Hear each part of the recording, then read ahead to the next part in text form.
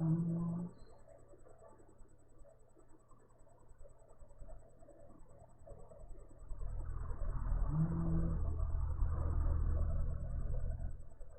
Ahí estamos. Hola, ¿cómo están? Bueno, ahí vi que estaba Marianela, Alex, Sonia, bienvenidos. Bueno, vamos a ver cómo andamos hoy con el asunto del audio. Ahí estuve arreglando. Vamos a ver si se escucha bien. Hoy no tenemos el mar de fondo. Y bueno, podemos hacer el directo un poquito más claro. El tema de hoy es el deseo.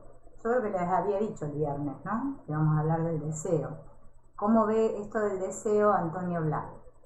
Está interesante, está como para hacer una segunda parte. Hola Yolima, bienvenida. Para hacer una segunda parte porque con una no nos va a alcanzar. Es bastante extenso lo que él explica del deseo. Y nosotros por lo general... Hola Maya, hola María Valdebenito. Nosotros por lo general entendemos que el deseo es una cosa y van a ver que lo que explica Antonio Blay es algo totalmente diferente. Bueno, voy a poner el videito, ¿no? Que dice el deseo, y vamos a ver qué es lo que dice Antonio Blay acerca del deseo. Fíjense en que él dice que el deseo es siempre una proyección. Por eso, cuando digo que actuemos de acuerdo con el deseo, es para que el deseo deje de ser deseo y se convierta en algo presente, algo actual. El problema del deseo es que se mantenga como deseo. Es lo mismo que el temor. El problema del temor no es tenerlo, sino mantenerlo. Y ahora vamos a ver por qué él le da tanta importancia, ¿no?, a esto del deseo. Y en que el problema, según explica él, es que el deseo se mantenga como algo en el tiempo, ¿no?, por lo que yo comprendo hasta acá, en vez de ser algo que surge en el presente. Ah, bueno, qué suerte Marianela, que se escucha bien. Hola Liz, ahí te vi. Sí, estuve ahí arreglando la configuración, a ver cómo se mejoró. Si yo puedo traer el temor aquí, ahora, lo despacharé, se resolverá y se disolverá. Y lo mismo pasa con el deseo. Si yo puedo traer el deseo aquí y puedo hacer algo con él ahora, este deseo dejará de ser deseo para convertirse en acción, en experiencia actual, en presente. En cambio, mientras se mantenga como deseo o como temor, estoy en una zona intermedia que me aísla del centro y también del exterior. Esto es como que él se refiere a cuando nosotros tenemos un deseo como persistente, como que no paramos de dejar de pensar en él y seguimos manteniendo en el tiempo. Él acá lo que se refiere es que nosotros tenemos que convertir ese deseo en acción. Nos damos cuenta que es mi deseo presente y hacer o llevarlo a cabo ese deseo. Ahora. Y por eso, cuanto más deseo, menos hago. Y a la vez, cuanto más deseo, menos soy. Porque tanto el deseo como el temor están en una capa intermedia. Están entre lo que es el centro y lo que es el mundo dinámico de la realidad exterior. Por eso resulta perjudicial quedarse en esa zona puramente mental, ¿no? Cuando el deseo para mí es algo solamente que está a nivel de la mente, no lo estoy ejecutando, solo estoy pensando en el deseo, ¿no?, en lo que yo deseo. Y el deseo, dice él, que requiere acción. Podemos tener muchos deseos, pero a condición de vivirlos inmediatamente, de actuar ahora, viviéndolos en el presente. Y si el deseo se refiere a una aspiración de tipo interno, que yo viva también este deseo ahora. No que lo mantenga como algo al margen de mi presente. Cuanto más incorporemos nuestro deseo en el presente, menos necesidad tendremos de metas. Vieron que en la actualidad, o sea, en la psicología, o, no sé, bueno, en otras hay espiritualidades que también, ¿no? Como que lo ven muy positivo estos de plantearnos metas, de tener proyectos, ¿no? Como que hay que tener cosas en el futuro, cosas en las que yo en el futuro voy a realizar. Pero fíjense en lo que dice, ¿no? Dice, las metas se alimentan siempre del deseo sostenido o del temor sostenido. Tiene mucho que ver con el futuro, con algo que yo voy a realizar. Es la inseguridad en el presente que nos hace proyectar la seguridad en el futuro. Como yo ahora, en este momento, me siento inseguro, proyecto una idea, o sea que sería ya un ideal, ¿no? De algo que voy a realizar en un tiempo X, y eso me da más seguridad y me quita un poco la inseguridad que estoy sintiendo ahora. Bueno, les cuento que se prendió el compresor. Ese no es el ruido del micrófono, ¿eh? Pero el micrófono este capta todo. Así que vamos a tener que esperar un ratito, mientras tanto de fondo tener el compresor. Cuanto más uno pueda vivir su seguridad, su capacidad aquí y ahora, menos necesitará un objetivo, una meta. O sea que cuanto más seguro me sienta de mí mismo, cuanto más centrado esté, menos estaré pensando en el futuro y haciendo una proyección de mí, o sea, un ideal, ¿no?, futurístico de cosas que yo voy a llegar a hacer en el futuro. Hola Carolina, ¿qué es lo normal que hacemos todos, ¿no? Frente a nuestra insatisfacción del presente, como ahora me siento inseguro y no tengo lo que quiero, entonces lo imagino, digo, bueno, en un futuro esto, ¿no?, me va a hacer sentir bien. Hasta con la espiritualidad lo hacemos, ¿no? Algún día me voy a iluminar en un futuro, ¿no? Mientras más uno se esfuerza para vivir todo su presente, estará trabajando al 100% en la posibilidad de su realización. En cambio, cuando uno no está trabajando al 100% de la hora de este deseo, pero lo está manteniendo dentro, está hinchando su idea de futuro y a la vez lo está alejando más. Esto, vieron que es como algo que nos pasa a todos, ¿no? Que cuanto más deseamos una cosa a nivel futuro, parece como que se aleja cada vez más de nosotros. No sé si a ustedes les ha pasado, pero yo noto que funciona así. Es como esa ansiedad de que, bueno, de que si tal cosa sucediera, yo sería feliz, ¿no? Quiero que ese deseo mío se cumpla. Y cuando parece que no, que nunca llega, parece que como está a nivel mental, ¿no? Lo mantenemos a nivel mental, cada vez se aleja más y más y más, y nunca llega. También existen temores y deseos que presionan desde nuestro inconsciente. Mas al vivir el presente, los temores o los deseos ocultos van apareciendo delante de nuestra nariz. Esto yo creo que es cierto, no sé, a ustedes después me dirán qué les parece, pero fíjense en que cuando nosotros estamos muy centrados y muy en el aquí y ahora, muy presentes, empieza a surgir todo el contenido del inconsciente. Yo, por ejemplo, hoy que subí la segunda parte de la oración centrante, que no sé, bueno, a quien le guste, la quiera practicar, lo hará, y el que le parece que no sirve para nada, no lo haga. O sea, yo, es como que, bueno, me gusta presentar diferentes alternativas. Fíjense en que también la oración centrante habla de este tema, de este estar en la presencia, en el presente, ¿no?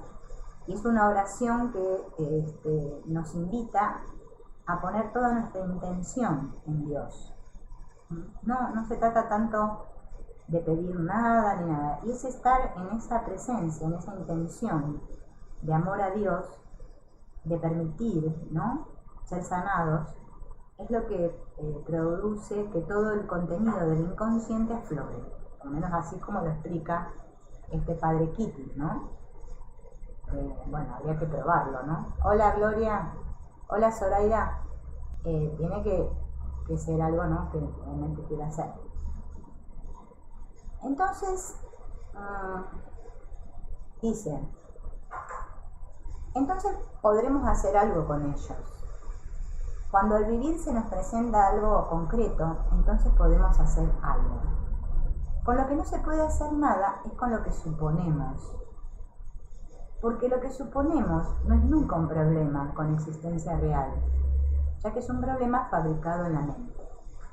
Y esto yo creo que es lo que nos tiene siempre atrapados a todos, porque, ¿no es cierto?, nosotros hacemos muchos supositorios, digo yo, ¿no?, muchas suposiciones, muchas imágenes mentales. No nos damos cuenta que nos estamos viviendo ahí. Nosotros creemos que estamos viviendo la vida aquí, y sin embargo no estamos haciendo nada, porque no estamos atentos, ¿no?, al presente, a este instante. Por eso tanto el curso de milagros habla del instante santo, ¿no? Mucha gente imagina que es una cosa, no sé, muy rara. No, es que no es nada raro.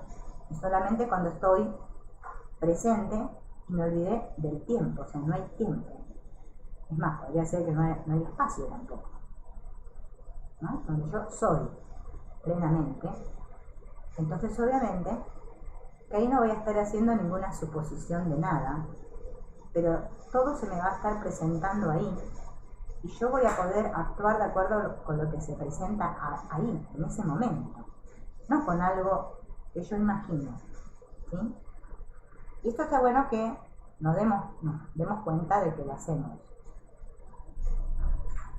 Al tratar de vivir más y más en el presente, irán apareciendo sucesivas capas de presente que están dentro. Entonces es cuando podremos trabajar con ellas. Está claro que para eso hace falta querer vivir el presente, querer vivir la realidad, querer ser sinceros. Porque si no hay esta demanda, no tiene sentido el hablar de trabajo sobre sí mismo. Y este es otro punto sobre el cual tampoco prestamos mucha atención, porque tenemos que ser muy conscientes, ¿no?, de la demanda, de que realmente quiero eso, vivir el presente, y no vivir una idea de mí, ni un ideal, ni estar planificando, ¿no? Claro, viviendo en el imaginario, dice Alex, es que es así. Hola Ángela, es que es así. Fíjense en que nosotros tenemos una fuerte tendencia a este problemita. Por eso creo yo, no sé, porque la verdad que últimamente ya cada vez sé menos. Estoy como el libro ese, ¿vieron? El anónimo ese que hay de la nube del no saber. Ese algún día capaz que lo tendría que subir. Hay un texto anónimo, ¿no? Por lo general, algunos se lo atribuyen a que este San Juan de la Cruz tuvo algo que ver con eso, ¿no? Se llama La nube del no saber. Y claro, es un texto bastante complicadito digamos, en sus términos, porque bueno, usa mucha terminología cristiana y bueno, digamos el caso del curso de milagros también, ¿no? Y bueno, y es como que este que lo escribe, como es anónimo, no sabemos quién fue, va narrando todo su proceso de despertar, digamos, o de comunión con Dios, ¿no? Y todo lo que él va teniendo que pasar. Y bueno, dicen que este padre Keating, para este método de la oración centrante, se basó en lo que explica este libro de la nube del no saber. En internet está el libro, gratis, para descargar, por si les interesa. Bien, entonces, es importante que me dé cuenta de si realmente quiero eso o lo que yo quiero es otra cosa. El deseo es el lenguaje por el cual se anuncia nuestro crecimiento. Todo crecimiento, todo desarrollo se anuncia previamente a través del deseo. Acá podremos ver el lado positivo del deseo, porque si yo no tengo un deseo de amar profundamente, o sea, de amar incondicionalmente, y un deseo de sanar, un deseo de realmente reconciliarme, porque en realidad lo que nosotros estamos buscando es una reconciliación. Por eso expiación con mayúscula y reconciliación son sinónimos. A veces la gente se pregunta tanto qué es eso de la expiación, qué es eso de la expiación, porque lo asociamos con la expiación con minúscula, que es la que exige sacrificio, dolor, esfuerzo. Pero esta expiación nueva, mayúscula, con la E mayúscula, me habla de una reconciliación, tanto a nivel interno, ¿no? Nosotros como unidad, porque también somos un sistema, ¿no? Como persona, como humano, ¿sí? Nos reconciliemos con nosotros mismos y al mismo tiempo esta reconciliación con todos los aspectos de mí. Eso es la verdadera expiación, que me dé cuenta que no estoy separado de nada, ¿no? En absoluto, mucho menos de Dios. El niño pequeño que necesita moverse, que necesita gesticular, toca las cosas, que necesita tratar de incorporarse y ver hasta dónde puede llegar o no llegar. Cuando después el niño necesita un afecto, una comprobación de que es aceptado, cuando después tiene una curiosidad intelectual, va experimentando, todo esto que hace el niño lo hace porque hay algo que lo empuja por dentro, porque hay un impulso que se manifiesta en su conciencia en forma de deseo, en forma de ganas de hacer algo. Estas ganas son el lenguaje por el cual se manifiesta todo lo que es y todo lo que va haciendo. Fíjense en que nosotros siempre estamos impulsados por algo. O sea, a mí me gustó mucho, ¿no?, este descubrimiento, ¿no? que habla mucho en las constelaciones, ¿no? Pero bueno, ya lo había escuchado en otras cosas, pero acá lo hablan mucho. De la palabra movimiento, ¿no? Movimiento del espíritu, dicen ellos, ¿no? Y si nos ponemos a reflexionar, fíjense en que todo es movimiento en la experiencia, ¿no? Hola Rosario, hola José, todo es movimiento. Y quizás no somos conscientes de este movimiento, ¿no?, que hay. Podemos ver un ejemplo.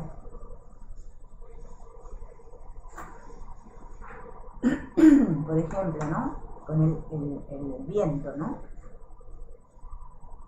Supongamos que el aire es lo que es el todo, ¿no? Y hay un árbol que tiene hojas, y las hojas se van desprendiendo del árbol, vamos a suponer que es otoño, ¿no? Porque en el otoño se caen las hojas. El movimiento, que se llama viento, ¿no?, que hace que las hojas se vayan moviendo, meciendo, ¿no?, en su caer hacia el suelo, por una ley que se llama la gravedad, ¿no? Es algo que sucede. Nosotros no nos ponemos a cuestionar, bueno, a ver, no. Lo observamos, es algo natural. Y cada hoja cae donde tiene que caer y no está peleándose con la de al lado. Che, vos, a ver, yo voy a caer primero que vos, o voy a volar más bonito, voy a danzar más lindo con el viento. Caen. Así es la reconciliación. La famosa expiación con mayúscula es un movimiento. Lo que pasa que, por ejemplo, planteado desde el curso de milagros, el espíritu, que es lo que somos, o el ser, la mente, de la que tanto habla el curso de milagros, sería el movimiento de ese ser, lo que le permite expresarse. Pero todo es movimiento. Nosotros podemos usar muchas palabras para decir cosas y definir y explicarnos, ¿no? Como estamos haciendo ahora, que estamos leyendo un texto que escribió Antonio Blanco, ¿no? Bueno, nos vienen comprensiones, eso es lo importante. La comprensión es un movimiento dentro nuestro. Cuando yo digo, claro, son movimientos, pasa que nosotros le llamamos de otra manera, pero son siempre movimientos. Cuando todo es armónico y está en equilibrio y se mueve, ¿no? O sea, armónicamente, no pasa nada. Estamos en orden, ¿no? Pero cuando hay algo que corta ese orden, rompe el equilibrio, ahí se produce el caos. Vamos a suponer, qué sé yo, que hay 10 personas reunidas y 10 opinan lo mismo y hay una que opina diferente.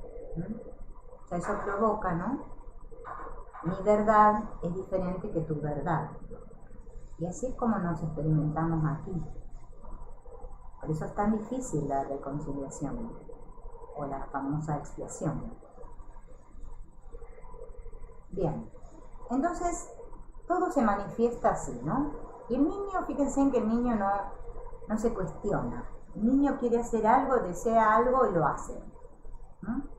Experimenta, se siente libre.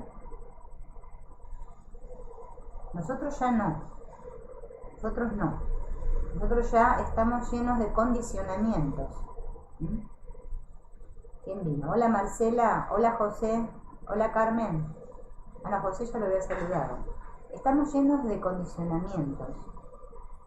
Y es bueno notar, porque el notar, o sea, el notar viene a ser el darme cuenta de lo que está sucediendo en mí, en vez de estar notando lo que sucede en otros, que es lo que hacemos siempre. Es maravilloso. Y el aceptarlo, más maravilloso, ¿no? Porque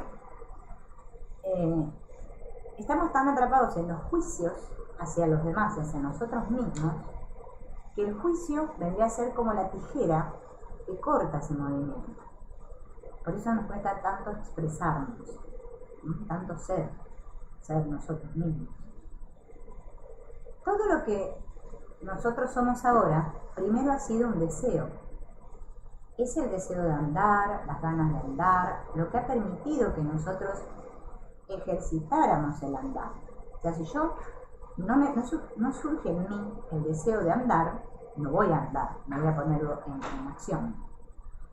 Y desarrolláramos la capacidad de andar. Al andar, un niño pequeño, todos lo sabemos que el niño pequeño comienza a gatear hasta que se anima, se pone de pie y da sus primeros pasitos y se siente seguro hasta que desarrolla esta actividad de caminar y lo hace después normalmente.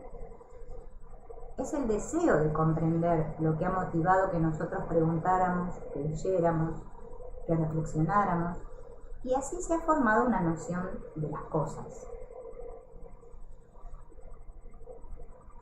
Es un deseo de algo superior lo que nos ha hecho inquirir, lo que nos ha hecho experimentar, de un modo o de otro, y que nos va dando una determinada experiencia. Siempre el deseo es el lenguaje anticipado de la realidad. ¿Qué frase esta, ¿no? De Antonio Blanco. Porque en realidad yo, con mi expresión, voy creando mi realidad.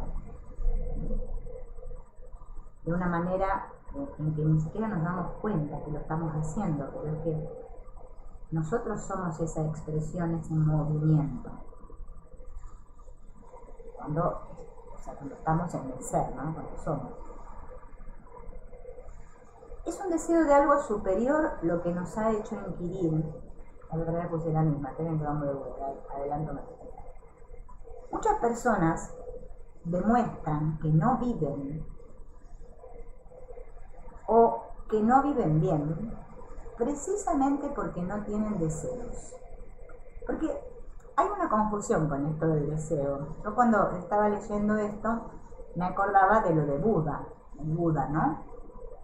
Bueno, Buda que dijo que el deseo era la causa del sufrimiento, ¿no? El apego, el deseo. Como que lo relacionamos mucho con el estar apegados a algo, el deseo nosotros. Entonces como que a veces reprimimos los deseos, ¿sí? Y no vivimos bien, o directamente no vivimos, porque estamos como encerrados en estructuras, en cosas morales. La moral, bueno, es terrible, es la moral. No, esto, otro tampoco, no, así no, qué sé yo. Y todo eso nos limita, nos impide, ¿no? Cuando somos niños no nos cuestionamos todo esto. Hacemos libremente. Y bueno, entonces por ahí a veces con la palabra deseo, así como con la palabra perdón, hay tantas palabras que nosotros, o sea, debido al significado que le damos, ¿no? El significado propio que le doy, nos lleva a que nos vivamos así, creyendo que es otra cosa. Cuando la persona no tiene ganas de, no tiene ánimos de, está desanimada, es cuando estas fuerzas vivas de dentro no se manifiestan en forma de deseo, de aspiración o aspiraciones. No porque no estén dentro, sino porque algo les impide que se manifiesten. Y esto es cierto porque a nosotros nos ocurre en determinados momentos del día que por ahí nos sentimos con muchas ganas de hacer cosas, ¿sí? Y hacemos muchas cosas, y hay días que no tenemos ánimo, ¿no? Estamos desanimados y no queremos hacer nada. Pero todo eso sigue estando dentro nuestro, no es que no está ahí, ¿no? Nosotros mismos impedimos que se manifieste. Y este algo se expresa siempre de una manera dinámica, se expresa a través de todos los niveles, a través del nivel biológico, a través del nivel mental, del nivel espiritual, del nivel estético, del nivel que sea. Y siempre se manifiesta mediante esta demanda de algo, esta búsqueda de algo, esta ilusión por algo. Piensen que esto está latiendo dentro nuestro, ¿no? Porque imagínense nosotros si no tuviéramos esta demanda interna. ¿Qué seríamos? Como un hongo ahí que no haría nada, ¿no? Porque también está la confusión esa de que no tienes que hacer nada, o no soy el hacedor y no hacemos nada. No. Esa demanda que tenemos todos es la que nos impulsa, ¿no? Es la vida, ¿no?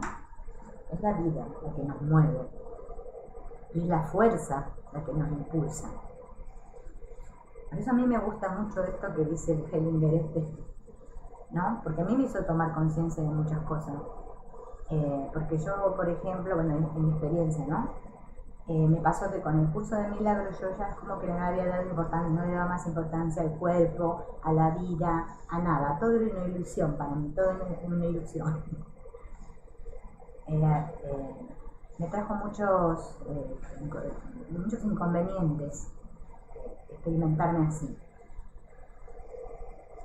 Por eso seguía buscando, porque en realidad nosotros, nuestra esencia, nosotros somos la vida, ¿no?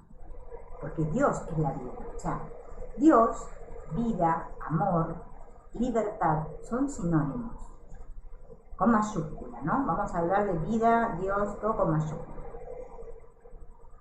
¿Qué pasa? Nosotros, con este tema de que, bueno, como corno que aparecimos acá en el mundo, ¿no? Porque ahí paró el compresor, qué suerte. De dónde venimos, que hacia dónde vamos y todas esas cuestiones que nos vienen. A veces nos vemos atrapados en muchas confusiones, que no nacimos, que no morimos, pero resulta Y todo esto nos lleva a negar nuestra experiencia. Y negar la experiencia es lo peor que podemos hacer. Porque, por ejemplo, el curso de milagros no dice en ningún punto que yo tengo que negar mi experiencia aquí en el mundo. En ningún punto. Pero sin embargo muchos lo explican así. Y yo, como me estoy experimentando ahora, que creo que estoy viva, nací de unos padres. No nací de un repollo. Entonces, alguien me dio la vida. ¿Bien?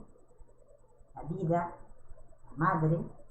Piensen que en muchas filosofías a la tierra, la madre tierra. Se planta una semilla en la tierra, nace una planta. La madre es un símbolo de la vida. El padre es el símbolo de la fuerza, que es el espíritu. Por eso, esto que investigó Jung del ánima y el animus, ¿no? Piensen qué relación también tiene con esto. Yo creo que el ánima es la mujer, el animus es el masculino, no sé, no me acuerdo bien cuál de los dos es cuál, pero algo así es. El yin es el yang, es que lo masculino y lo femenino está dentro nuestro.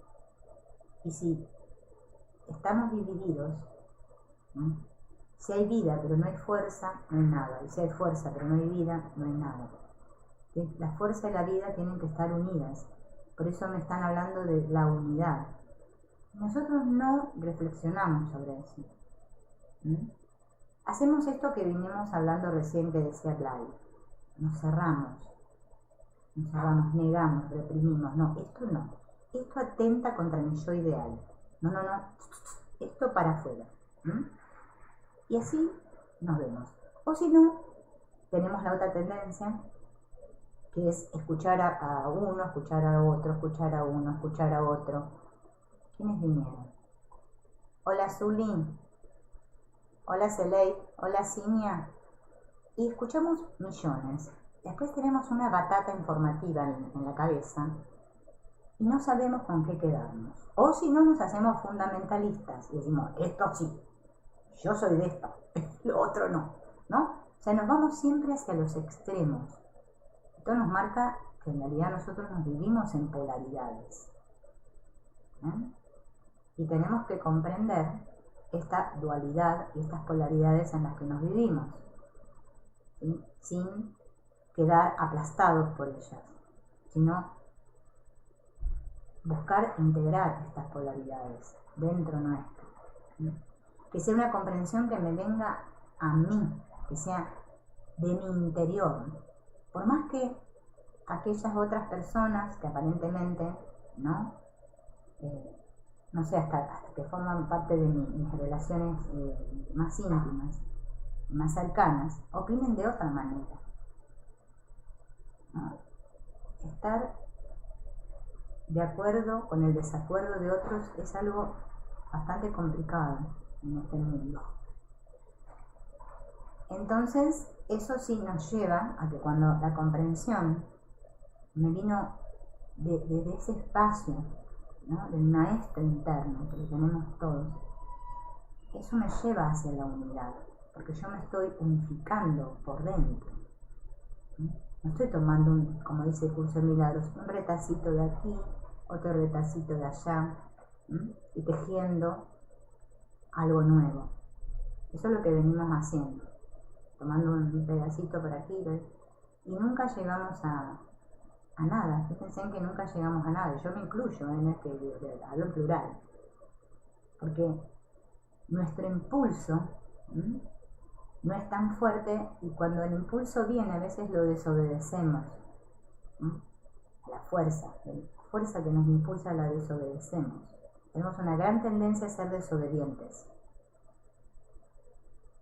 Bien, entonces lo importante, ¿no?, es observar todo esto. Pero fíjense en lo que dice Blay acá, ¿no? Dice que todos nuestros deseos tienen una realidad, una justificación y una importancia extraordinaria.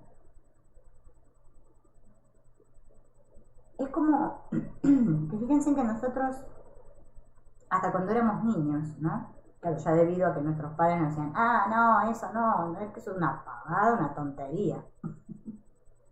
Y ya automáticamente no, lo desechamos, ¿no? Pero si yo tengo ese impulso es por algo, o para algo. Si no, no estaría en mí.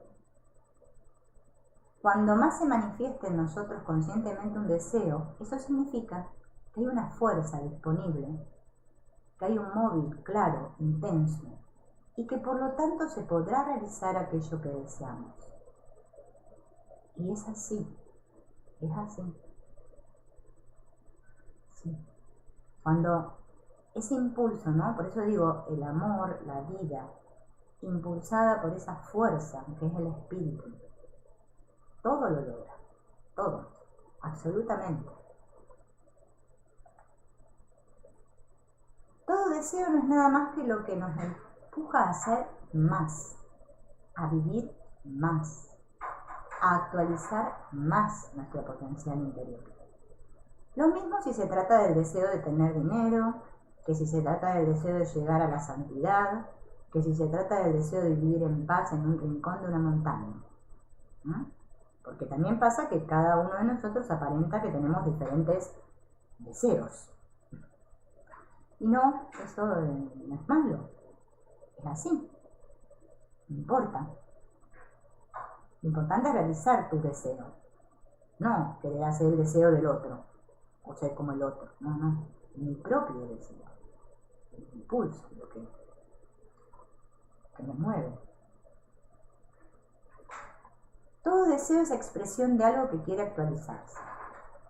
Por lo tanto, todo deseo es para nosotros no solo una realidad empírica, sino que es una realidad en el sentido de valoración profunda de la cosa deseada. Es una promesa, es el anticipo de una realidad que hemos de vivir.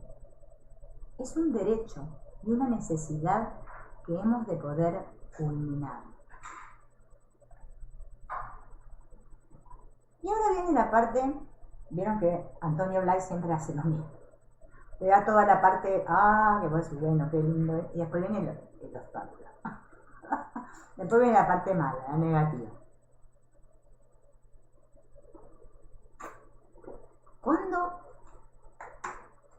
este deseo se puede transformar en un obstáculo para nosotros?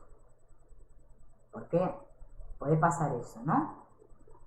Sí, lo que dice Seley es cierto. Yo también, Seley, estaba en conflicto con el deseo. Por eso me pareció interesante que compartiéramos esto hoy del deseo, que para mañana sigue, porque hay más que el deseo. Porque claro, bueno, ya lo dijimos antes, pero es un problema. Es un problema. Y no está mal. Nosotros lo tenemos como inculcado en que está mal tener deseos. Hay una confusión muy grande. Pero no está ningún mal. Bueno, a ver. Pero vamos a ver por qué el deseo, al mismo tiempo que puede ser algo muy positivo en esta experiencia, puede ser un obstáculo muy grande. Cuando pasa que es un obstáculo, ¿no? El deseo me hace proyectar hacia algo porque intuyo que a través de aquel algo yo podré realizar un mayor grado de mi propia identidad, o de mi plenitud, o de mi satisfacción, o de mi claridad mental, o de algo que para mí es importante. Pero el deseo en sí mismo, no es la realización. Ahora van a ver por qué. El deseo no es nada más que una tensión hacia algo. El deseo es una relación que hay entre yo, tal como me vivo ahora, y yo, tal como me intuyo o espero llegar a ser. Esta es la manera de vivir el deseo como obstáculo. Por eso él al principio comenzó diciendo que el deseo es una proyección, pero tiene que ser del presente. No cuando yo deseo algo cuando tenga, 10 años más, o el año que viene. No, es lo que me impulsa ahora, ¿no? Ese movimiento que me llega ahora. El deseo es importante, es fundamental, pero a condición de que llegue a su término. En la medida en que yo aprendo a actualizarlo, a convertirlo en acto, en realidad presente, es positivo. Pero es obstáculo en la medida en que yo me acostumbro a vivir en el deseo y sostengo, mantengo y alimento este deseo. Acá más claro, echémosle lavandina, ¿no? Lo que está explicando. Claro, esto lo podemos observar en nuestra vida diaria, ¿no? Cuando estamos atrapados en la queja, por ejemplo, que es lo más normal, que uno está, pero que no sé qué, qué cosa esta que me está pasando, porque claro, si me pasara la otra cosa, entonces yo, y no nos damos cuenta, ¿no? Pero tenemos muchos deseos a futuro. O si no nos sentamos a imaginar, ¿no? Hacer como decía Alex hace un rato, a tejer un mundo imaginario, hasta en torno a la espiritualidad, por eso digo, en torno a cualquier cosa lo hacemos. Y vivimos ahí, ¿no? Como decía Platón, en el mundo de las ideas. Vivimos ahí. Pero es que eso no es vivirse. Eso no es un deseo que es un obstáculo. Porque es algo que yo me imagino que algún día, ¿no? Y lo voy decorando de cosas. No. Yo tengo que actualizarlo, o sea, darme cuenta ahora que yo tengo ese impulso. Y convertirlo en acto, en realidad presente. Porque si no, no es positivo. Y ese es el problema que tenemos con el deseo. El deseo es una relación temporal, transitoria, pero debe ser eminentemente dinámico. Algo que me obligue de algún modo a transferirme hacia el objeto del deseo, a transferir el objeto hacia mi propia realidad actual. Piensen cómo le da importancia, ¿no?, al dinamismo, a que esto sea algo que se actualiza continuamente. Cuando el deseo no hace dinámicamente esta función, cuando se mantiene ahí como un estatus, como algo estático dentro, entonces el deseo se convierte en un gran inconveniente, en un gran obstáculo. Encontramos entonces aquellas personas que están viviendo toda la vida sostenidos e identificados por unos deseos. Y lo mismo es aplicable a los temores, porque deseo y temor son lo mismo. Nosotros creemos que deseo y temor son cosas diferentes. No, es lo mismo, ¿no? Yo puedo estar en una tensión debido a un miedo que tengo de algo que pueda sucederme a mí o a, mis seres queridos, ¿no?, que a todos nos pasa. Y al mismo tiempo desear que no suceda eso en un futuro, como que el tiempo para mí es muy importante y que qué sería de mí si esto sucediera. ¿Ven? Y ya nos enredamos en el tiempo. Así estamos siempre, ¿no? Porque la verdad, por lo menos si uno lo observa van a ver que es así. Pero nunca estoy en el presente con eso que me viene, ¿no? Ese deseo interno, ese impulso. Y lo actualizo, o sea, lo llevo a cabo. No. Siempre o lo pospongo o lo paso por alto y digo. Y así me paso toda la vida. Y bueno, hasta que llega el fin, y ya digo, se me acabó el tiempo. Tocaron la campana, ¡pum! Knockout. Deseo es el querer algo. Temor es el no querer algo. ¿Ven lo que acababa de decir? Yo puedo desear, no sé, ser millonaria, ganarme el loto, y qué bien, ¿no? Bueno, pero también puedo tener miedo, ¿no? De que por eso, como decía recién, no sé, de que le pase algo a un ser querido mío, qué sé yo, cualquier cosa. Todo lo que quiero tiene la contraparte de no querer lo contrario, o de no querer que no se realice. Todo temor significa que deseo lo contrario del temor, a la vez que quiero que no se realice lo que temo. Miren qué enrollo. Pero es así, ¿no? O sea que yo, por eso acá me gusta, porque Antonio Blay lo pone como que es lo mismo, temor y deseo. Nosotros nunca quizás lo vimos desde este punto de vista. Ya lo intuíamos, pero no lo teníamos ahí claro. Entonces, deseo y temor son dos aspectos de una sola cosa. Y es en esta relación entre mi presente, tal como lo vivo, en este caso limitado, y un futuro que presiento, que deseo, al que aspiro, como más completo, más real, más mío.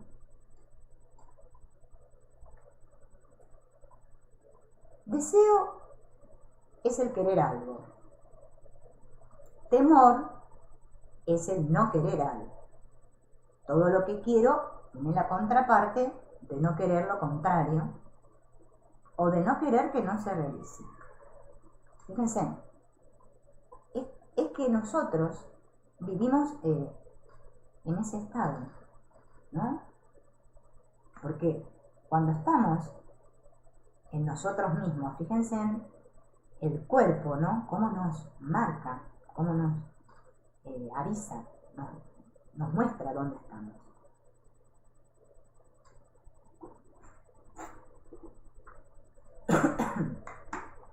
Bueno, ahora vamos a ver el deseo como empuje interior.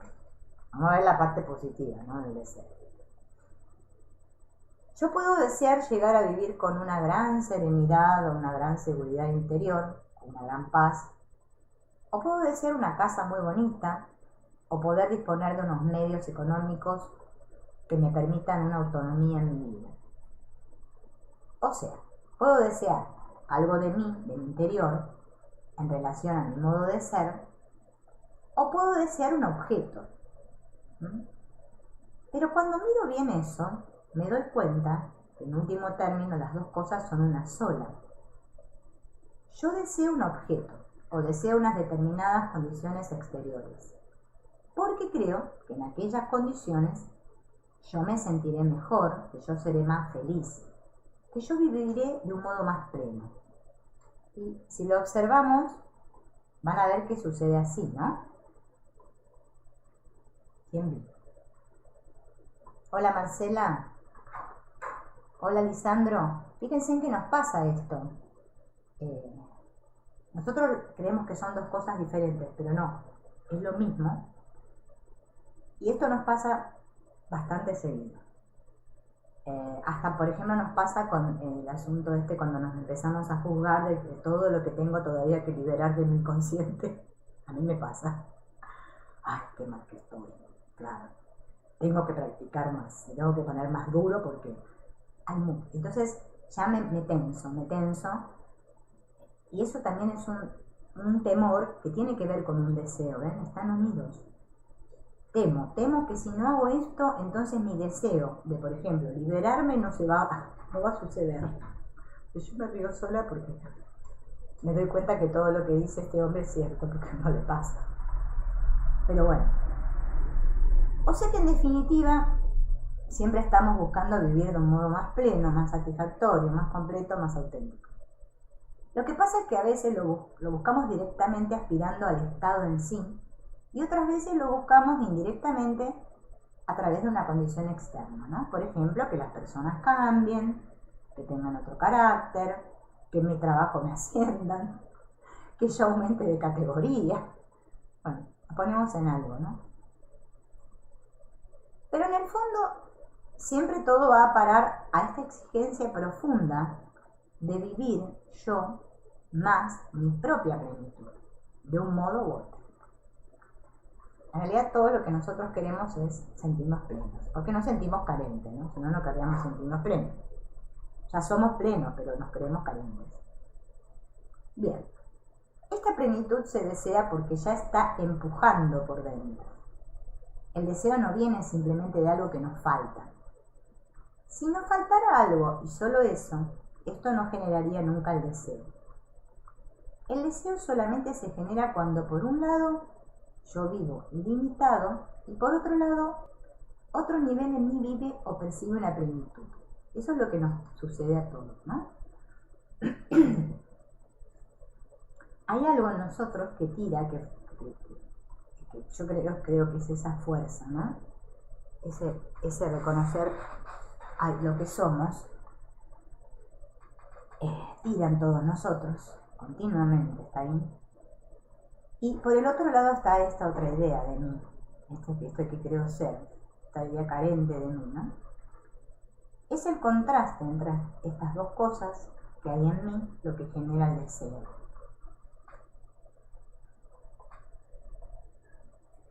Si yo solamente fuera eso, limitado, viviría la limitación como única posibilidad, sin contraste posible, sin demanda posible. Yo sería eso y no podría aspirar a más porque no podría sentir o intuir nada más. Pero resulta que a pesar de vivir unas limitaciones, algo en mí intuye que hay otro modo de vivir más pleno, más auténtico. Y esto es lo que produce el deseo. Si esta polaridad no existiera dentro de nosotros, no podríamos sentir deseo. Menos mal, ¿no? Que está, porque si no, no sé. El deseo no nos viene nunca del exterior. El deseo nos viene por ese desequilibrio interior existente entre lo potencial y lo actualizado. ¿Ven acá? Está claro, clarísimo. Acá me está marcando otra vez el semáforo. Espero que no se esté cortando.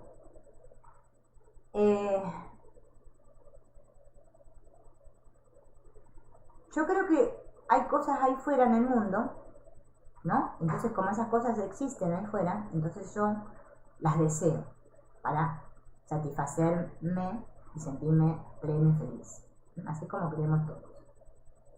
Pero no. El deseo me viene de un desequilibrio que hay interior entre ese potencial que somos todos, ¿no? Están todos nosotros, y lo que está actualizado en mí, lo que hasta ahora he actualizado de ese potencial. Si no hubiese este potencial, aunque se nos ofrecieran exteriormente toda clase de estímulos, no habría una respuesta interior. Debido al potencial que todos somos, que está en nosotros, es que se activa este deseo. Si no, yo no sentiría este impulso.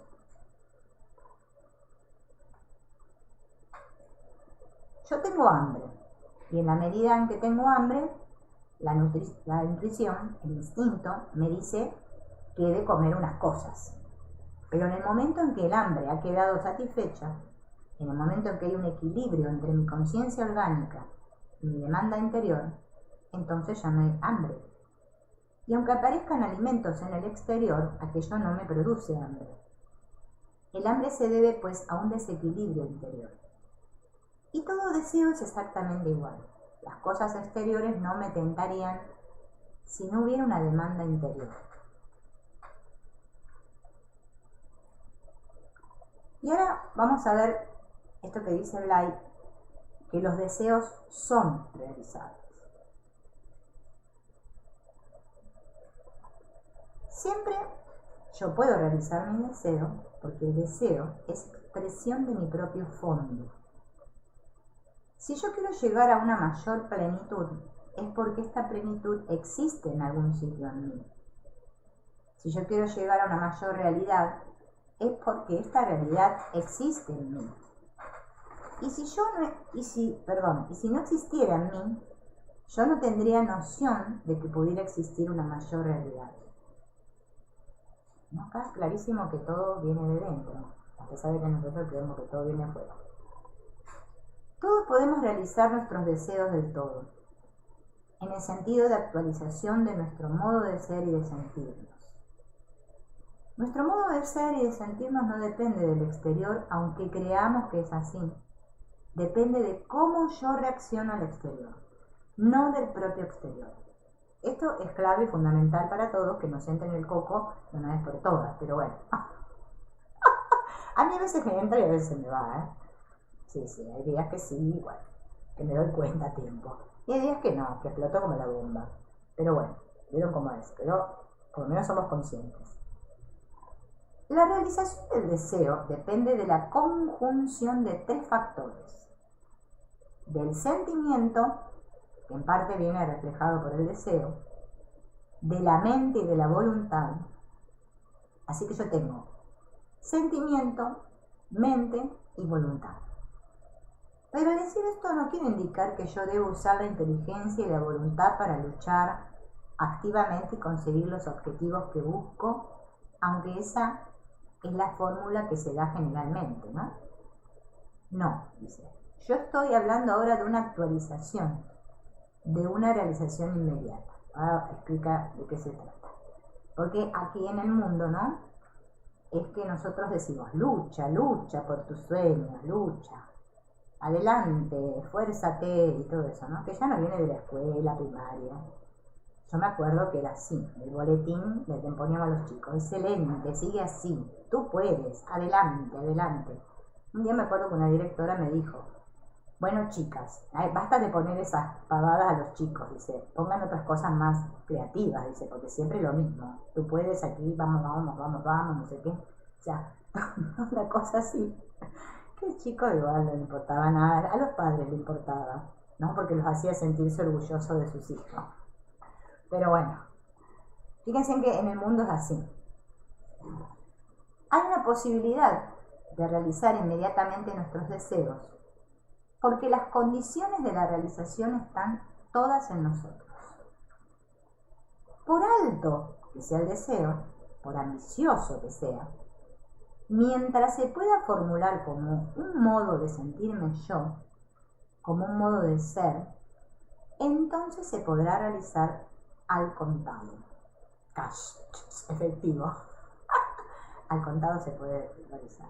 Pero siempre tiene que ser algo, ¿no?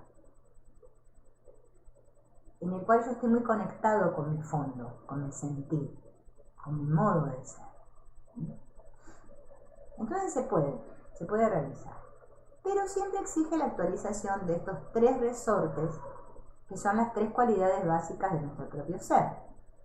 Afecto, el aspecto mental y el aspecto energía, ¿no? O sea, el amor, felicidad, el aspecto sabiduría y el aspecto energía vital. Tienen que estar siempre los tres presentes. Porque por eso es tan importante darnos cuenta de estos focos, ¿no? Parece que uno ya se pone denso y aburrido, pero bueno, es que tenemos que comprender lo que está diciendo Blay, porque si no, no nos va a salir esto. Es como que él le da suma importancia a que tomemos conciencia que somos esa energía. Fíjense, hagan la prueba cuando se sientan desanimados o que están cansados, hay que darse un ratito y pensar en un sentido, no que piensen con la cabeza solamente, de esa energía que son. ¿Qué es la energía que soy? Piensen en los tres focos y van a ver que al ratito están como activados de vuelta.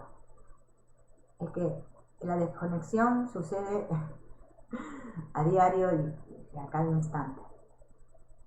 Parece una cosa loca, pero es así. Y fíjense en que ahora él habla del deseo en la oración. Porque Antonio Blay le da mucha importancia a lo de la oración. Bueno, ya venimos viendo todo lo que él dijo de la oración. Y acá dice que la oración es frecuentemente una expresión de lo que yo deseo. Lo mismo si deseo ser muy bueno o muy virtuoso, que si deseo que se solucione un problema que yo tengo, del tipo que sea. Entonces, mientras yo estoy formulando mi deseo en forma de oración, ¿qué está funcionando realmente en mí? Está funcionando un aspecto del sentimiento y está funcionando un aspecto de la mente. Pero no funciona el aspecto de la energía. Esto sucede así. Cuando nosotros nos aquietamos para hablar con Dios, ¿no? Como dice Antonio Blay, que hablamos con Dios. Bueno, no sé, yo hablo con Dios, qué sé yo. Estoy hablando conmigo misma, porque es cierto. Pero hablar con Dios es algo muy bonito, ¿no? Ser sinceros con Él y contarles lo que nos pasa. Entonces, claro, pongo todo mi sentir ahí, mi energía afectiva, porque amo a Dios, porque si no, no hablaría con Él, o sea, no confiaría plenamente en Dios. Y también está funcionando este aspecto de la mente, porque yo es como que estoy pensando y estoy utilizando la mente, ¿no? Pero no estoy utilizando la energía vital. A pesar de las repetidas promesas que hay, formales, inequívocas, de que todo lo que pidiéramos en oración nos será dado, vieron que en la Biblia está esa frase, y creo que en el curso de milagros también. Bueno, es común, ¿no? Eso de que pide y se te dará, ¿no? Y después uno pide y no se le da nada. Y dice, pero a mí no me funciona. ¿Cómo puede ser que los otros sí? Bueno, de que todo lo que pidiéramos en nombre de Cristo nos será dado, de que si nosotros le dijéramos a la montaña, ¿no? En nuestro corazón, que se moviera, que se cambiara de sitio, la montaña se cambiaría. A pesar de las múltiples afirmaciones que hay en este sentido en el Evangelio, a pesar de eso, siempre vamos a la oración con el sentimiento de que vamos a pedir. Pero es muy difícil que no se dé. Ese es el problema. Le voy a pedir a Dios, a ver, ¿no?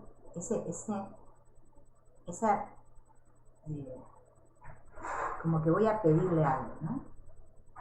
Ese sentimiento está. Tenemos que observarlo, ¿no? Pedimos porque sentimos la necesidad de pedir, pero pedimos de modo parecido a quien compra un décimo de la lotería o llena una quiniela diciendo, a ver si tengo suerte. Yo cuando digo la palabra suerte se me aparece mi mamá. Ella es así, todo su vida es así. Se basa en la suerte y la mala suerte, nada más. Le salió bien, dice, qué suerte, qué suerte. Que tenga suerte, le dice a todo el mundo. Como que son frases. Vieron que hay gente que tiene frases estereotipadas, bueno, pensamientos también. Entonces, claro, si se me da, tuve suerte, pero si no se me da, qué mala suerte. Uno tiene una actitud como de que Dios estuviera allá arriba tratando de ver si yo soy un buen chico, si me lo merezco o no me lo merezco, si le va bien ayudarme o no le va bien, y entonces, bueno, me dará lo que quiera darme. Esa es otra cosa común que pasa entre los seres humanos, ¿no? Y encima nos lo decimos unos a otros, porque a mí me lo han dicho millones de veces, pero bueno, ya está, ya es como que ahora entendí que merecimiento y culpa es lo mismo, entonces bueno. Y bueno, te pasa lo que te mereces, y tenés lo que te mereces. ¿Cuántas veces hemos escuchado que alguien nos diga eso, o hemos dicho nosotros, que también tampoco nos vamos a hacer lo que nosotros no, ¿eh?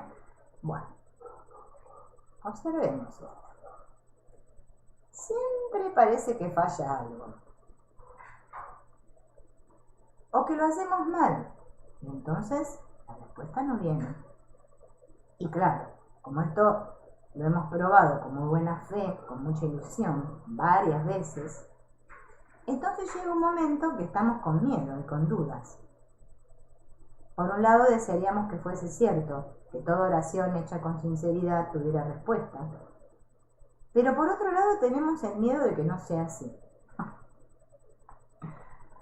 Así estamos.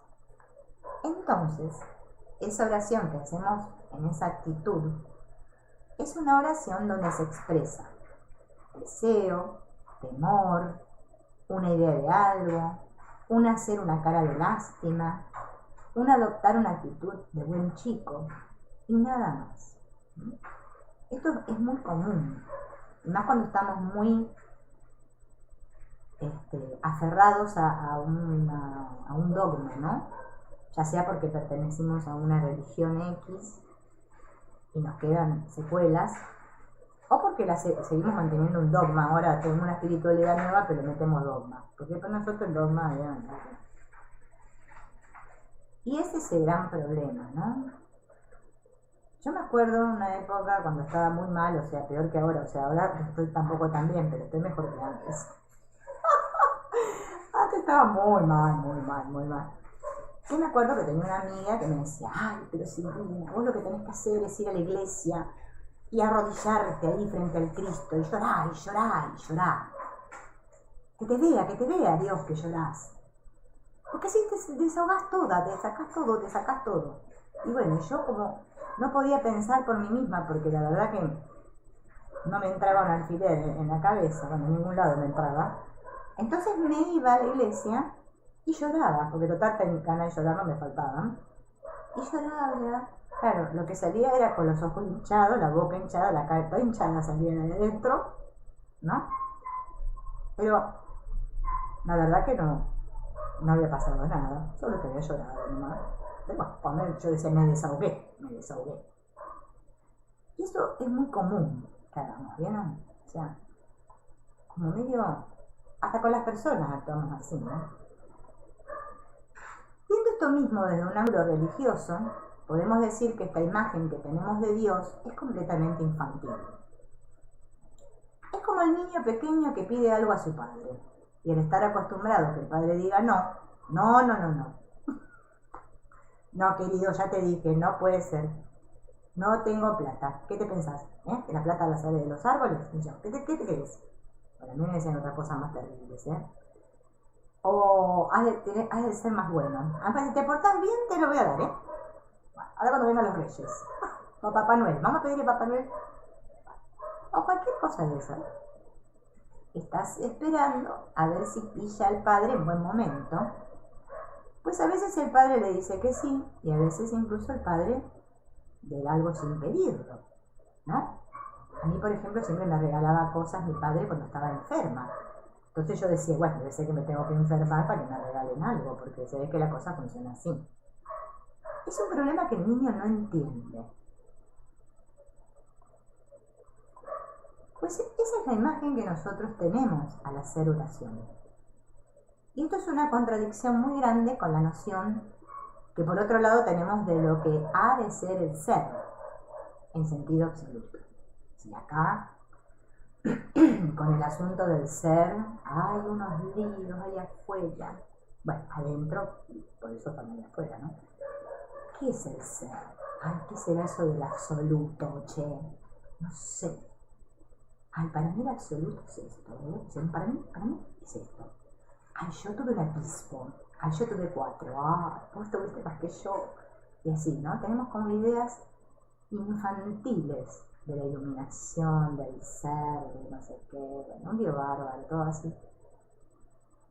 Y el ser, en sentido absoluto, no puede no querer, porque el ser es todo acto.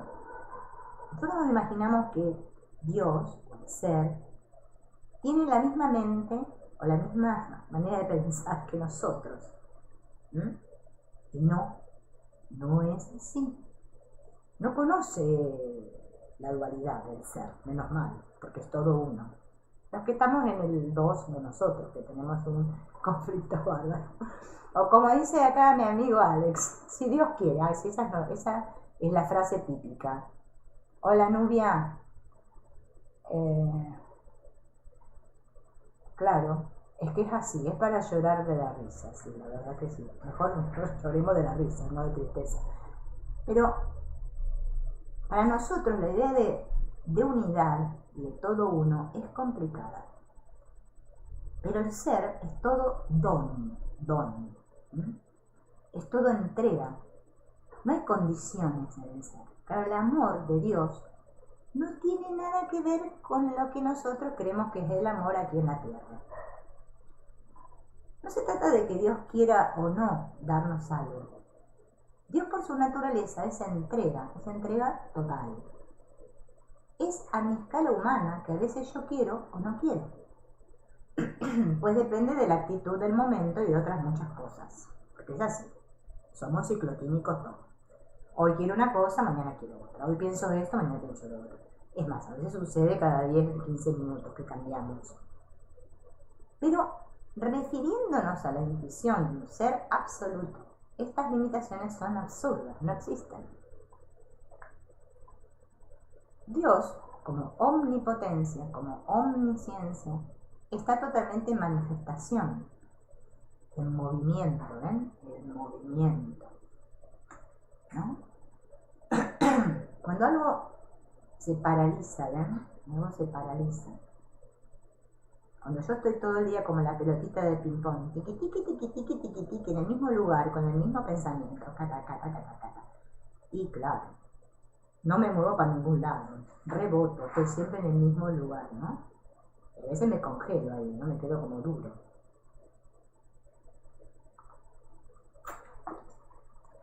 Por lo tanto, él no puede no querer, siempre es querer.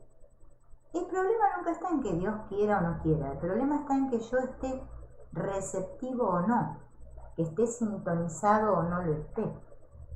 Ese es el problema. Si Dios fuera un ser extracósmico, si Dios fuera un ser totalmente distinto, aparte de todo, entonces tendría que bastarle el que yo tuviera una buena fe para que al expresar mi deseo esto se movilizara. Pero como parece ser que Dios no es un ser extracósmico, sino que es un ser, que es el ser, y que no hay ni extra ni intra, sino que toda noción de localización y de relación desaparece en lo absoluto. ¿Ven? Miren qué claro. Yo me imagino a Dios o al universo, porque también tenemos ideas del universo. Ahora está de moda el universo, la galaxia, el planeta chorizo, chichihuahua, cualquier cosa. Hay de todo. Es una cosa que están por allá, no sé, en el éter, por algún lado andan. Esas ideas que nosotros tenemos, ¿no? De que Dios es algo extracósmico, ¿no? Pero no es así. El ser es el ser nomás, así, a secas. Claro, no me gusta eso, no. ¿Qué pinta? Eso no dice nada. Qué aburrido. No está localizado en ninguna parte. No tiene noción de tiempo, de espacio, de nada. Y como parece ser que la función y el sentido de la existencia consiste en una expresión progresiva de este absoluto a través de todo cuanto existe, y que esta expresión está ordenada a través de un crecimiento constante hacia una mayor abundancia de manifestación, entonces parece ser que es posible establecer una apertura interior a esta realidad, que no se trata de formular una demanda externa a una realidad aparte de nosotros, sino de lograr una receptividad, una sintonía, y de conseguir que toda mi capacidad de conciencia, por lo menos por unos instantes, esté presente y receptiva al ser, a Dios. O sea, que me deje de pensar chorradas, hablando en criollo. De pensar que tengo que dejar de pensarme por unos instantes. Eso sería fabulósico. Pero no, a mí me encanta imaginar cosas, estar pensando. Piensen, ¿cómo es? Siempre hay algo, siempre hay algo. Parece que lo único que se mueve acá para todos lados es el ego. El ego tiene un movimiento, ver la cumbia, el cha-cha-cha, la salsa. Pero el ser ni aparece.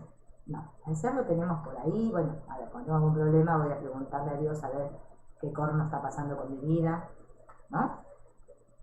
Pero si yo no estoy abierto, receptivo, quiere decir que estoy cerrado, ¿no?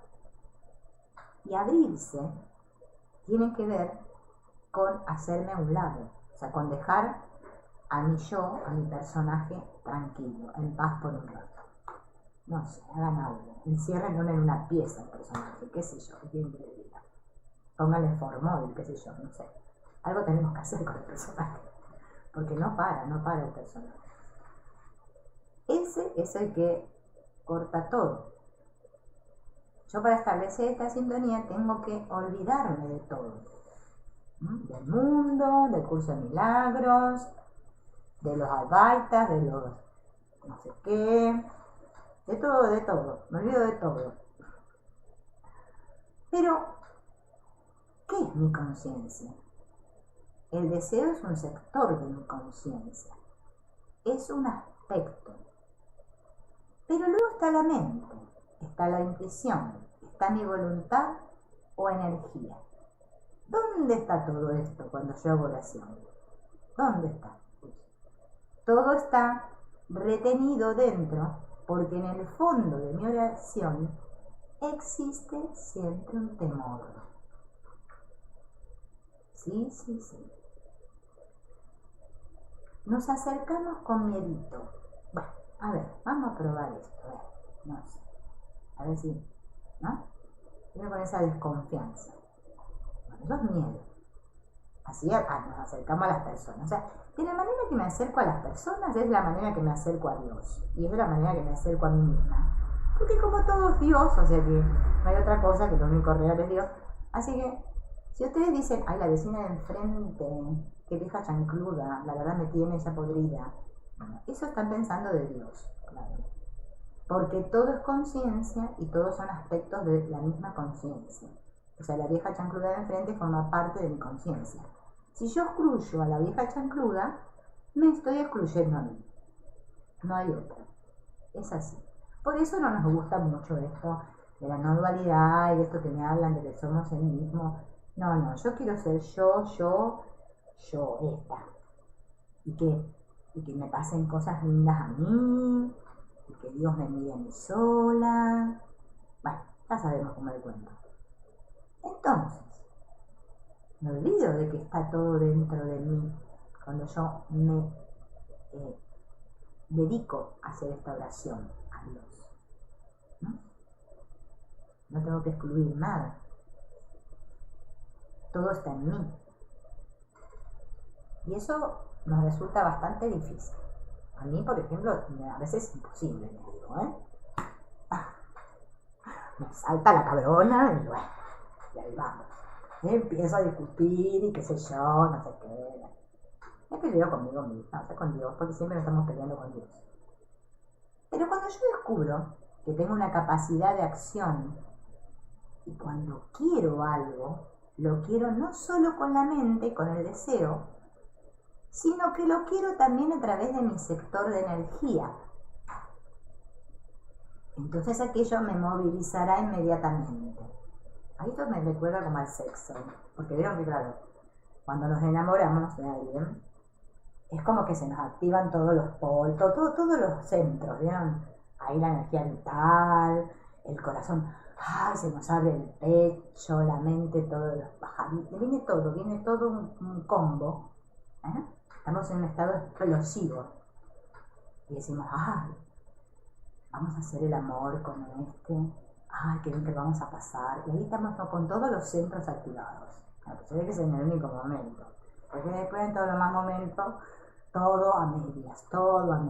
Ah, sí, no sé, tengo que hacer esto, ¿no? Entonces, a la vez que me movilizo, soy más yo que crezco. Soy más todo yo, ¿no? Hay que ser todo yo en todo. En el aspecto interno ocurre algo muy parecido.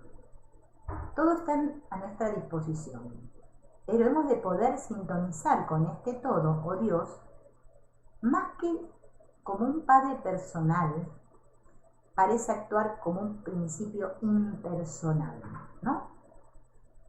Vieron que es muy común referirse a Dios como Padre, con mayúscula, ¿no? Como decía Jesús, Padre, Abba. Pero claro, Dios no es un Padre personal, no es una persona, sino que es impersonal. La electricidad, por ejemplo, está ahí, pero yo no puedo solo pedir que haya luz. Yo necesito conocer un poco qué es la electricidad y que la electricidad circula a través de unos conductores y que es necesario hacer la conexión adecuada y luego dar al interruptor. Esto lo sabemos todos en la materia, ¿no? Acá en el mundo físico, que si yo conecto mal los cables, que el rojo, el verde, no sé, el azul, no como cruzado, ¿no es cierto? No funciona.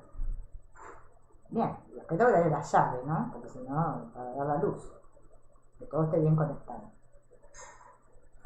Y entonces la electricidad, que siempre estaba ahí, se actualiza en luz. ¿Por qué?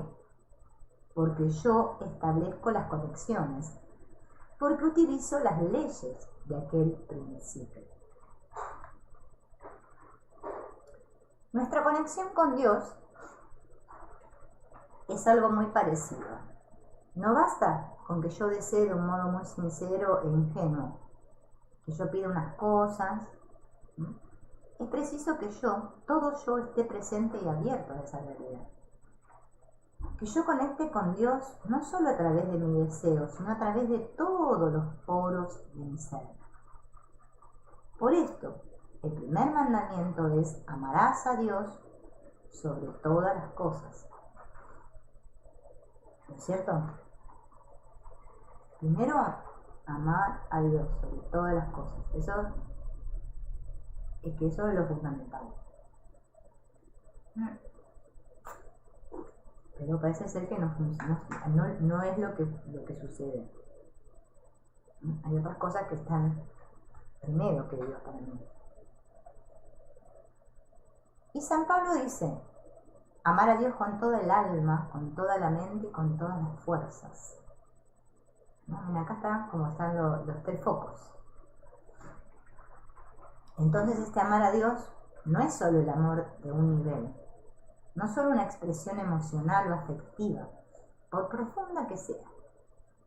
Es un vivir conectado con esta conciencia de realidad a través de todos los sectores de mi conciencia.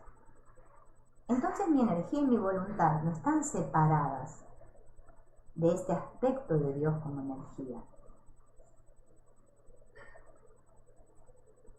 Así como mi mente será un modo de conectar con Dios como verdad, y mi sentimiento será un modo de conectar con Dios como amor o como felicidad. Y hasta que yo no aprendo a conectarme todo yo con Dios, no se producen las condiciones por las cuales se puede materializar, se puede actualizar lo que siempre está ahí. ¿No? Voy a apagar acá este cosito para ir para allá. ¿No?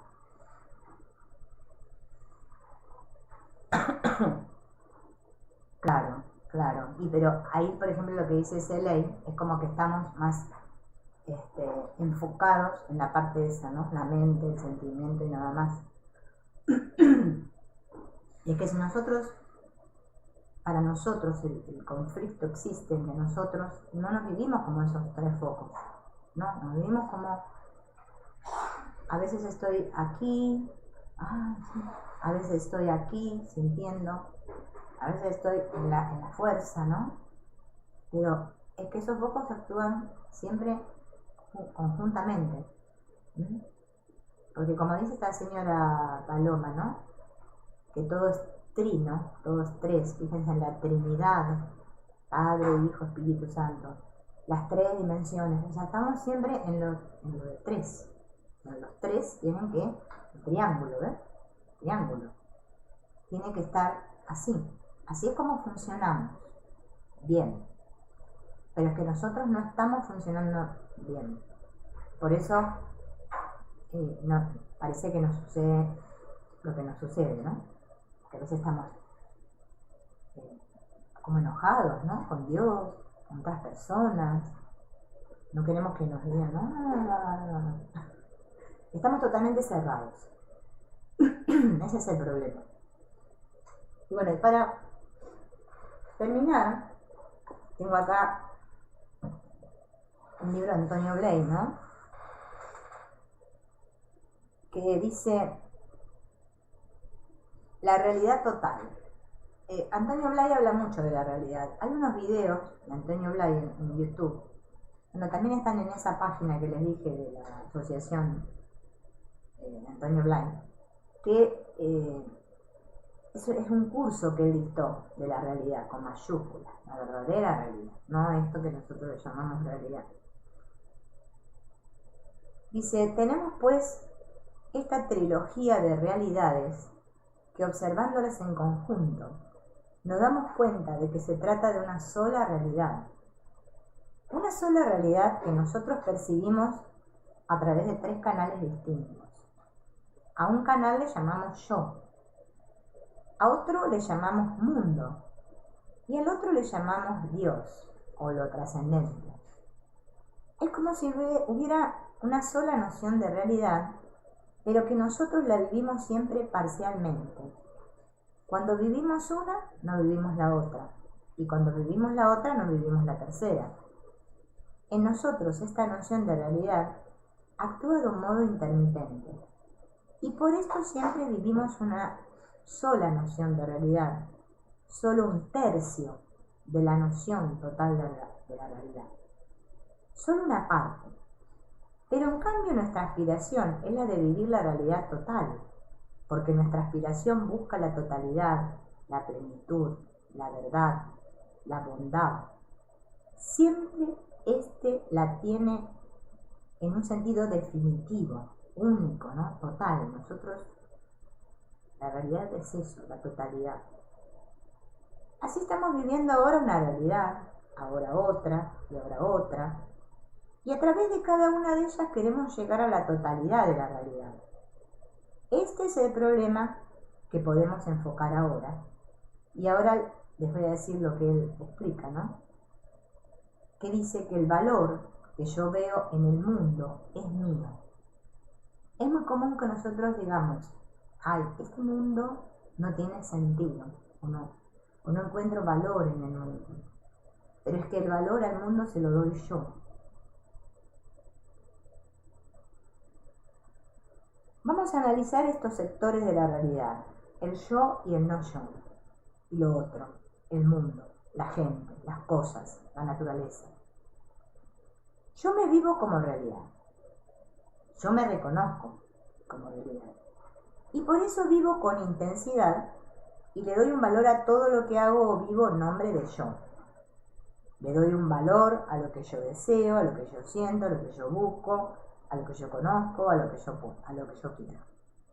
Pero además, también vivo lo otro, la circunstancia, la persona, la situación.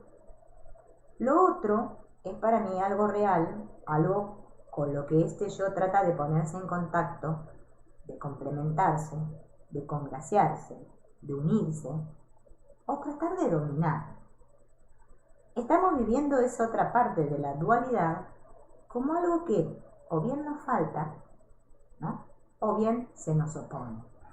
Así vemos la realidad. O sea, estoy yo y están los que no son yo, o sea, los no yo, que pueden ser que están los que me complementan, con los que me siento a gusto, o sea, lo que amo, digo que esto lo amo, lo quiero, y los otros, que son mis oponentes, mis adversarios. Muy bien, todo lo que yo veo en el mundo exterior, todo el valor que yo descubro en lo exterior, sean personas, la naturaleza, las situaciones, es un valor que yo le veo, que yo le reconozco, que yo le descubro. ¿Por qué le reconozco este valor? ¿Por qué lo vivo con esa fuerza? Porque esa fuerza y ese valor con que yo vivo, el no yo, son una fuerza y un valor que de algún modo están en mí. Todas las cualidades de la naturaleza son realidades y valores que están en mí. Y porque están en mí, yo resueno interiormente ante ello. Yo le reconozco. Por eso nosotros tenemos este asunto de que decimos que hay cosas con las que resonamos y otras que rechazamos. Pero es que todas las cosas están en mí, o sea, en ustedes, en mí, en cada uno, ¿no? Y yo le otorgo el valor a cada cosa.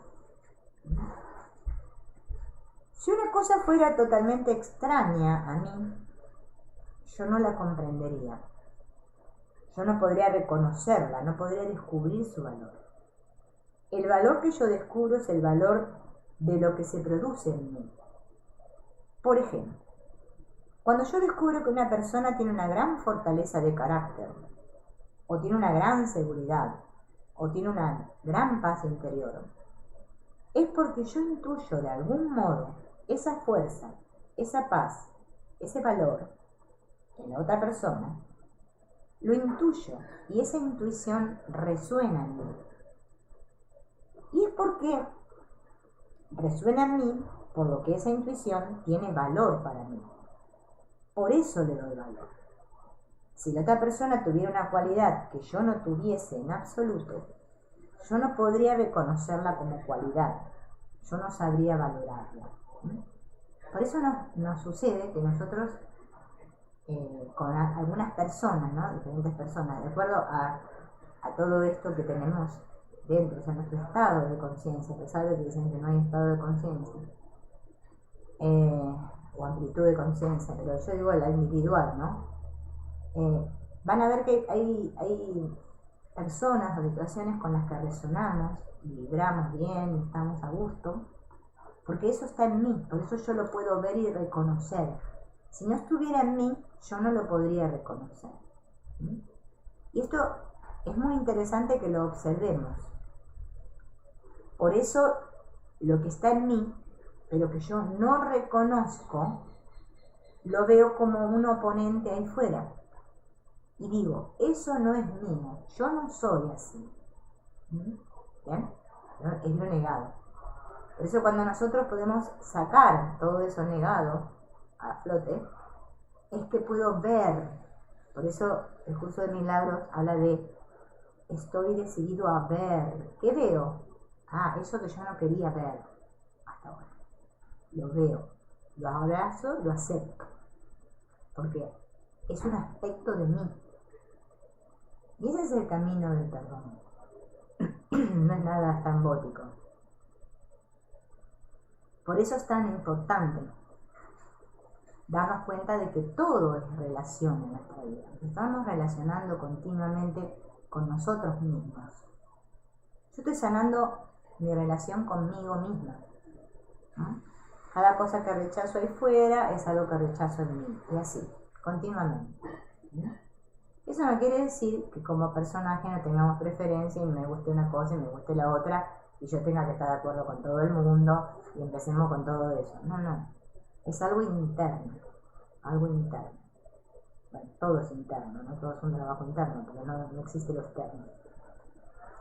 Hay un audio de Antonio Blay que, que si tengo tiempo esta semana voy a ver si lo hago porque tengo que editar y limpiarlo un poco el audio de él porque son bastante con grabaciones antiguas, ¿no? En que esto mismo que dice acá, lo dice oralmente y está muy bueno porque le preguntan eso, que vieron que esto es famoso del espejo, de que lo otro me muestra, lo que yo rechazo y todo el asunto, que hay mucha confusión. Él lo explica muy claro, muy claro. Y bueno, si puedo en esta semana voy a ver si lo subo. Bueno amigos, estuvo interesante lo del deseo. Vamos a ver si mañana puedo,